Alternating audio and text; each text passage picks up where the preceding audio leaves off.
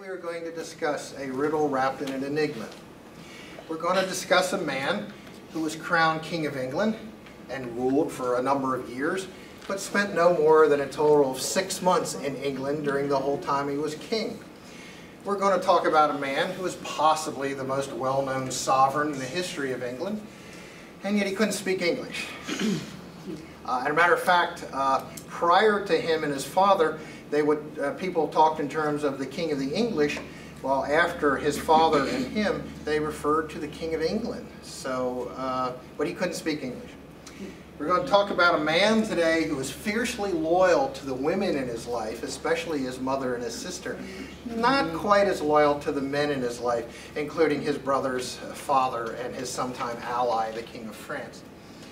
We're going to talk about a man who won some amazing battles, and the majority he fought and won because he got ticked off about something. Should you ever get transported back in time, I do have a bit of advice for everyone. Don't diss his sister. He took over Sicily and Cyprus because somebody dissed his sister, so you don't want to do that. And we're going to talk about a man today who there's, if I remember correctly, Gene, correct me if I'm wrong, but I think there's 3 statues outside of the Parliament in England. And one of them is Churchill, one of them is Cromwell, and one of them is Richard the Lionheart. So he's in a kind of a position of great esteem at the Parliament in England. And then the final thing is the name I already mentioned. You think of most kings or queens of England, they're identified how? By a number. By a number. Elizabeth I, Elizabeth II, Henry VIII, Henry II, his father. But this one is not normally referred to by his number, which would be Richard I, but rather by the nickname he earned because of honor fighting in battle, which is Richard the Lionheart. So, our topic today, and I promised I was going to do this for everyone. So, number 21, Richard the Lionheart! Yay! Now, I know some of you are perhaps thinking, well, why are you, we know who Richard the Lionheart is, but why are you including him in a list of the 25 most influential people in the history of the Christian Church? And I ask that if you have concerns about that, wait until we get through the section, wait until I'm done, and then if you have concerns on that, we can discuss them. But I will give a hint that it is as much because of his stature today in the Arab world as it is to what he did 800 years ago. Okay, Richard the Lionheart. He's born in 1157, possibly at Beaumont Palace.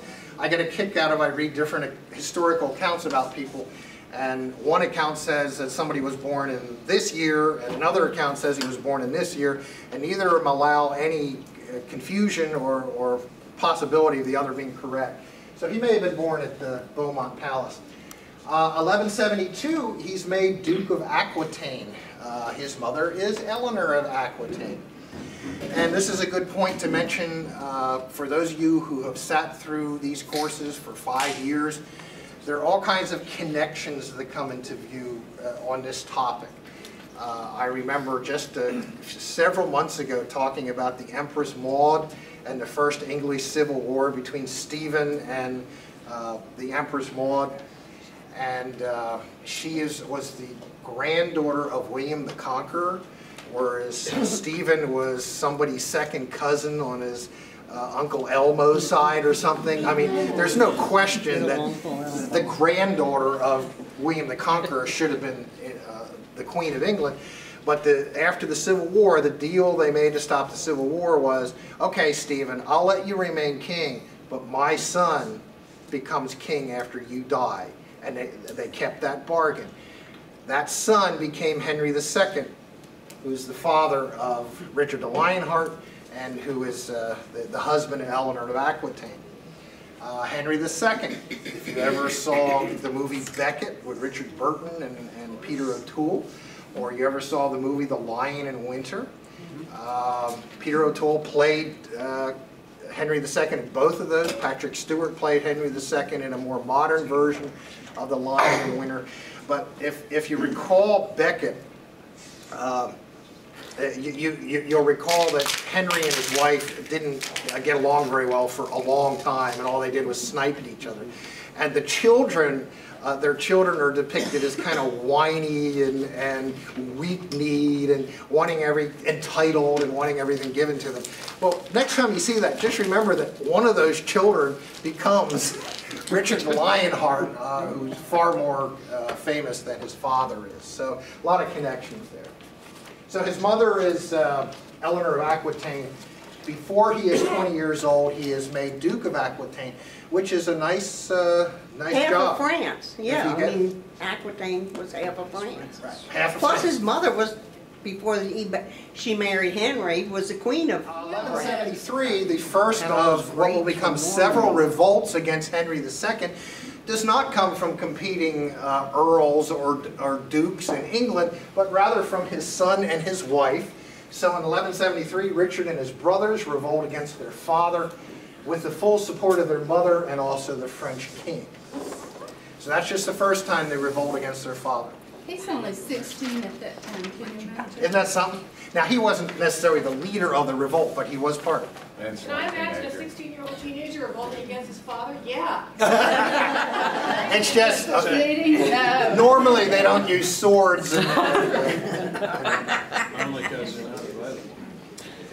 1174, the revolt is quelled and a peace treaty is signed, but the king specifically leaves Richard out of the peace treaty because Richard so annoyed him during the revolt. Again, 16-year-old boy, I mean, what can I say?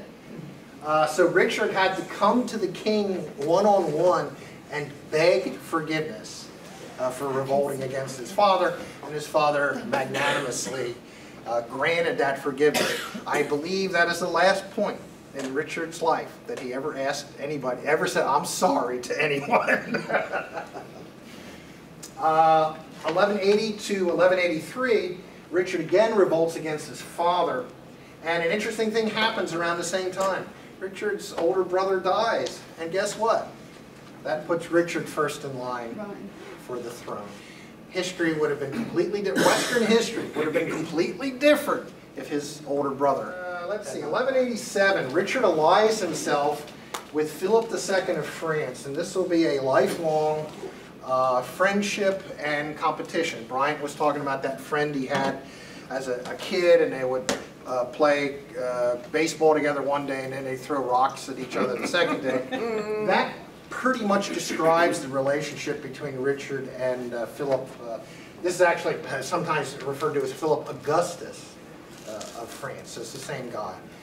And so this is the first time that that happens. And remember, Richard's lands before he becomes king are where? They're in France. So actually, the French king is a natural ally if you really would just as soon get rid of your father over there in England. But something perhaps even more important occurs and will change Western history. In 1187, both Philip and Richard take the cross at Tours. And what taking the cross means is when a nobleman says that they are going to participate in the Holy Land. And we will not discuss it in detail, but Richard had some habits in his personal life, private life, which may not have been totally pure up until that point. And part of taking the cross was saying, I'm going to give those up. I'm going to take the cross. I will go fight in the Holy Lands. And if you remember your history with the Crusades, the first Crusade is a fabulous success. Jerusalem and the rest of the Holy Lands fall to the Crusaders. The second Crusade is a total failure. That's the one launched by St. Bernard of Clairvaux. And so, by the time of the Third Crusade, the event which is going to kick off the new crusade is Jerusalem falls to Saladin.